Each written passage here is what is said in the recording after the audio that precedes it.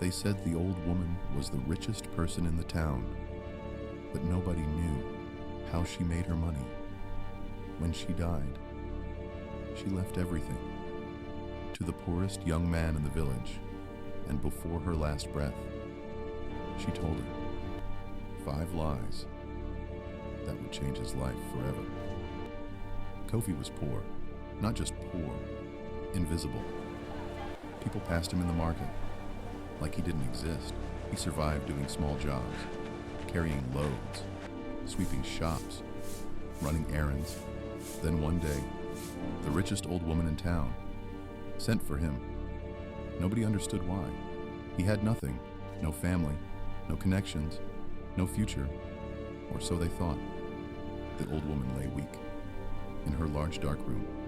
Her voice was barely a whisper. She grabbed Kofi's hand tightly and said, "Listen carefully. The world belongs to those who understand these 5 lies." Kofi leaned closer. Her eyes were sharp. "Even in death, if you follow them, you will never be poor again." Then she spoke.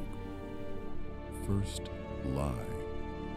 Always pretend you have more money than you do. The next day, Kofi wore borrowed clothes and walked into expensive places. People who once ignored him suddenly respected him. Doors opened. And second lie. Always pretend you know more than you do. At meetings, Kofi spoke confidently. Even when unsure, people assumed he was intelligent. Soon, they began asking for his advice. Third lie. Always pretend you fear nothing.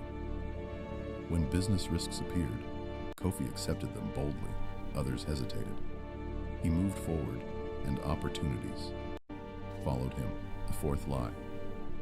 Always pretend you forgive everyone. Enemies expected revenge, but Kofi smiled instead. Soon, even his enemies trusted him, and trust became profit. The fifth lie.